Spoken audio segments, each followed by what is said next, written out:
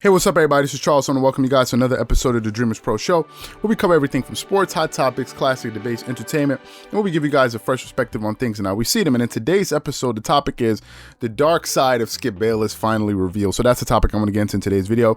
But before we get into that, I want you guys to please make sure you go ahead and hit the like button, hit the subscribe button, and hit the notification bell to be notified whenever we drop our content. Also, our Dreamerspro Max premium platform is finally here. It's finally available. We have it linked in the description below. Basically, on this platform, you can go there, discuss, start basketball discussions, chat live during games. You can have post-game interaction where we go live and we just kind of answer questions. Obviously, you get to consume exclusive content that you get nowhere else, and so many other things. Now, if you're checking out the description below, you get 7 days of access, so you can go out there and check it out and just see what the new #1 online sports community that's out there that's growing. So if you guys are interested, be sure to check that out in the description below. I'm sure you guys will love it, so just make sure you hit the link and check it out.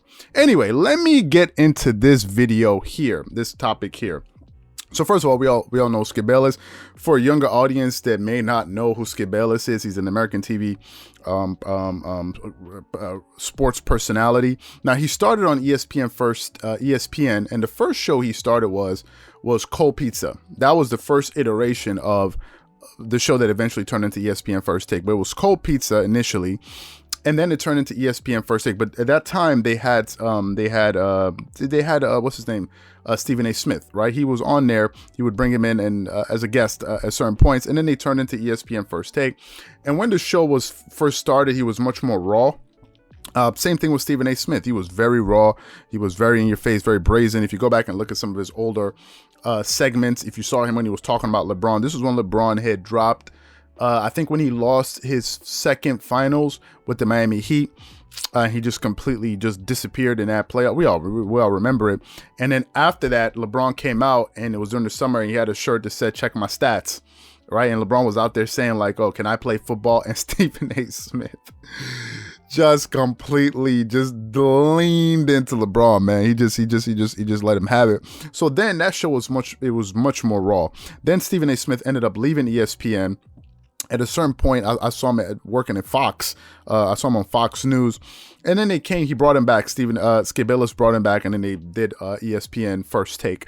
And, you know, the show went on for years, and Skip Bayless kind of made his name. Now, made a name for himself. Now, one of the things Skip Bayless always said, and we all know about him, Skip Bayless, is that he's always been a huge Michael Jordan fan. He even said that he's sure he's the biggest Michael Jordan fan that ever existed, and also the fact that he covered MJ in the later stages of his career. I think he was there for that second three-peat. He was covering the team, and he knew Michael Jordan. Like, he would ask them questions, and they would interact. And I think Skip Bayless was also in awe of Michael Jordan. And how could you not be in awe of Michael Jordan? It's Michael freaking Jordan. You've even heard Shannon Sharp talk about Michael Jordan. He's like, there's some people you see, but then when you see Jordan, he's like, he doesn't seem real. Like, you're looking at him, and it's like, he doesn't seem real. Like, so Jordan had this aura about him, and Skip Bayless was captivated by Michael Jordan. And he covered the guy, and he thought that MJ was the greatest player of all time. And it's hard to argue with the guy, because if you look at Michael Jordan's resume, I think when he played for 13 years, what he accomplished in those 13 years is like something you've never seen in your life. Really, if you go look at Michael Jordan, I mean, the guy has 5 regular season MVPs, 10 scoring titles. He led the league in steals 3 times. He has the highest scoring average in the history of the NBA in the regular season. He has the highest scoring average in the playoffs ever. He's been to 6 NBA finals. He's never been to a game 7. He has 6 championship rings. I mean, there's a season where he won the Olympics. He won the regular season. He won the gold. He won the Olympic gold medal. He won the regular season MVP, and he won the finals MVP. I mean, come on, like, Jordan is on a completely different level, and which brings me to Skip Bayless and LeBron James. Really, this is what I'm really kind of getting at here. Skip Bayless never believed that LeBron was that dude. He liked LeBron. I think he understood what made LeBron great, which was his ability to score and also make his passing ability. He always believed in that. But I think Skip Bayless scoffed at the idea of LeBron being compared to Michael Jordan, or LeBron kind of insinuating somehow that he was going to be on Michael Jordan's level. I think that he really found that to be offensive. And he thought that LeBron even kind of trying to put himself in that time in the same classroom with Michael Jordan. He found that to be very offensive because he just thought that these two guys were on a completely different level. Now I'm giving it to you raw because that's exactly how Skip Bayless feels, and he's used those words. I find it offensive for LeBron to think that he's in the same league as Michael Jordan, the same, as you would say, the same breath. He shouldn't even be mentioned in the same breath as Michael Jordan. That's what Skip Bayless truly believes. If you guys remember LeBron earlier in his career, LeBron was known as he liked a hot dog. He liked to show off a lot. If you watched a lot of games when the Cleveland Cavaliers were blowing out other teams, you see him dancing on the sideline, dancing and doing all of these different things. Which is something I think that turned off Skip Bayless about LeBron. And it turned off a lot of people about him because it's like, why are you behaving like this? Like, are you a kid or something like? This is what Skip Bayless thought about LeBron. He thought it was more hype than substance. But then eventually, the guy grew up, because let's face it, LeBron was very, very immature the way he behaved. He grew up and he finally broke through and won his first title. And we all remember what Skip Bayless felt about that title with Ray Allen hitting the luckiest shot. But then he went on and won another title, right? And now the guy has 2 NBA championship rings at the time. And that's when Skip Bayless started to give the guy more respect, right? He started to say, okay, he's great. He's an all-time great. He's an all-time great. Then he won his 3rd one with the Cleveland Cavaliers. And that's when I think when they beat the Golden State Warriors, when they came back from being down. And I think they were down 3-1 in that series. He came back and won it. And that's when Skip Bayless started to understand, okay, listen, this guy is good. This guy is good. But he still scoffed at the idea that LeBron was somehow now entering the same league as Michael Jordan. Right, he scoffed at that idea. Like it's like, I don't think he liked the idea that some people thought that LeBron was better than Jordan, and how come all of a sudden LeBron just leapfrogged Kobe Bryant? And that's one of the things that Charles Barkley always spoke about. He was like, did Kobe Bryant disappear? Like, did he not play anymore? Like, how is it all of a sudden people are putting LeBron ahead of Charles Barkley, plays into some of the reasons why some people may not like Charles Barkley. Some do, but some people think he's just a little bit too raw. But Charles Barkley makes a good point, and to this day, I don't understand it. Former players don't understand it, like Shaquille O'Neal and Iverson. It's like, but when did LeBron pass Kobe?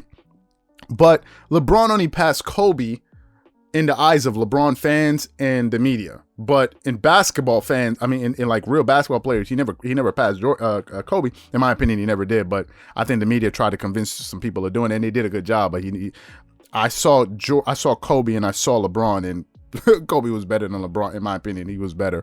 And a lot of NBA players seem to feel that same way too. Now, let's get to the part about Skip Bayless always criticizing LeBron. Skip Bayless always finds a way to come at LeBron and nitpick the guy. There's no 2 ways to say it. He's always looking at an angle to kind of get at the guy every single chance that he gets. And sometimes it goes overboard. If LeBron does 10 great things, but 1 bad thing, Skip Bayless will say, why did he do this? Why didn't he shoot 85% from the free throw line? But like Skip, but he had 38 points. Yeah, he had 38 points, but I'm going to give him a D because there's no way a player at that level should be. He always grades LeBron on a much tougher curve, like on a much harder scale.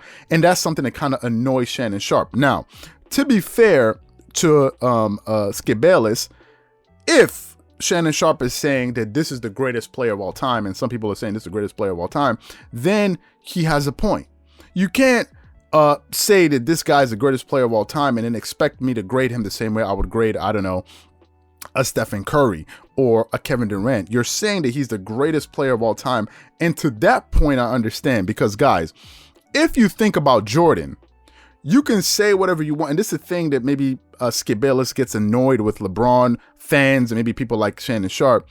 They try to omit certain blemishes from LeBron's resume and overlook them and act like I said they never happened. But the fact of the matter is, Michael Jordan never crumbled under the pressure in the finals. Ever. Now, if we're going to say MJ is lost in the playoffs, in the regular, then that's, again, that's not a good argument to make because so many people have lost in the in the playoffs, right? But no one is going around looking at players. We don't grade NBA players on, okay, how many playoff series did they win? We're talking about how many championships did you win and did you lose? And if we're talking about championships, Jordan is undefeated. Jordan came into the NBA with a clutch gene. Jordan never needed to learn that. Now, some people may say, well, Jordan went to college and he was more polished in North Carolina. Those things can be said, but at the same time, you could also say LeBron came into the NBA in high school, and it's the reason why he's able to catch Jordan and these guys in points because he's been playing long. So you can come at things in different angles. Like you can make an argument for on both sides. But I think the thing that annoys Skip Bayless is that the media seems to fawn over him, and there are too many fanboys. And in that, to that point that he always makes, he's right. There are way too many LeBron fanboys and LeBron James apologists.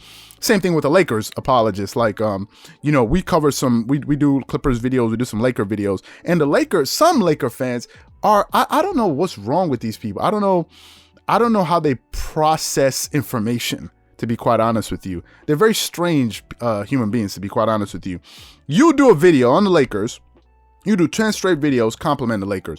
The minute you say something negative about them, they jump up in their feelings. I'm like, what kind of people are this? Do you expect me just to say glowing things? Are you high? Like, what do you think this is? Like, you think, oh, every single thing I'm gonna say about your team is gonna be positive, but yet I'm gonna criticize everybody. So these guys kind of have a weird way of kind of processing information. They're very strange people. I don't really understand them. But back to Skip Bayless. Now, he also does give LeBron his credit off the court because he says LeBron is the most outspoken athlete currently that we currently have going when it comes to social issues. So he does give LeBron his credit there. I just think the part that Skip Bayless cannot stand is when LeBron James is being compared to Michael Jordan and trying to be put in the same breath. But to be fair, Skip Bayless is always looking for a reason to criticize LeBron James, and at times it gets to be too much. So what I want to know from you guys is, do you think Skip Bayless over criticizes LeBron James, or do you think that, listen, given the fact that there's so many fanboys in the media, you need a Skip Bayless to provide a balance and to kind of hold the guy accountable, hold his feet to the fire, while other guys are just trying to overlook a lot of the blemishes that the guy has? Whatever you guys think, please leave your thoughts and comments in the comment section below. Again, if you enjoyed the video, be sure to make sure you go ahead and hit the like button, hit the subscribe button, and hit the notification bell to be notified whenever we drop our content. Once again, this is Charles here from Dreamerspro, wishing you guys an amazing day and catch you guys on the next episode. Peace.